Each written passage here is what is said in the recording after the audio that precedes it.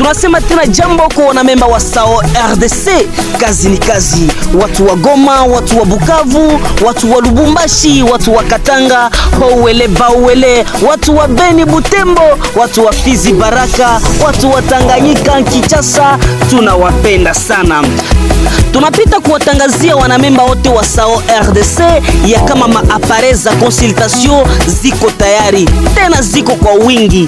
Magonjwa yako imeshindikana kulabo, magonjwa yako imeshindikana ku radio aionekane, SAO RDC natuletea maapare za mzuri sana, zinatoka Israeli, na zile maapare zinaangalia magonjwa yote atakamelisha shindikana, zinaleta suluhisho. Hivi tunawalika wote na tunawaambia kama 2025 yote yenye mlikuwa muyaona mutaiona. Hivi kabisa kazi inaendelea musao. Tunawahitaji wengi wanamemba kufika kufanya consultation, na zile maapare zitafika mukila province